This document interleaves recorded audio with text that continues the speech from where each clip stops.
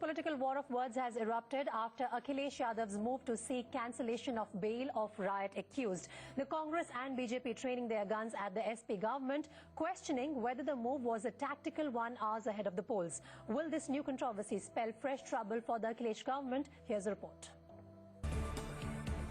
These hate mongers spewed vitriol at the masses in western Uttar Pradesh, spurring them on to one of the most violent clashes the state has witnessed. But the apathy of those in power that was most chilling, from swaying to the tunes of Bollywood to completely abandoning those displaced by the riots. ठंड से कभी मरता कोई नहीं, अगर ठंड से मरते तो साइबेरिया में कोई ना बचता.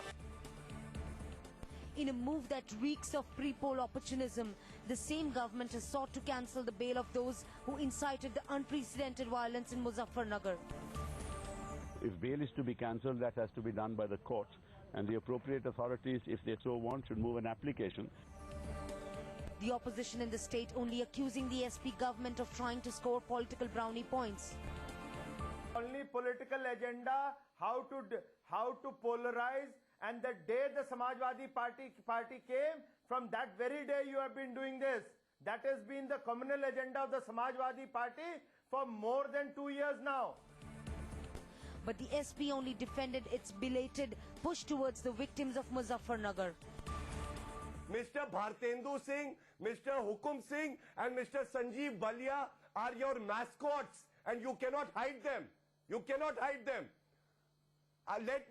I wish to address the issue of taking action. The SP may be attempting to bury the ghosts of Muzaffarnagar ahead of elections. But a day before the first ballot is cast in western UP, will the voters buy the SP's tactical move?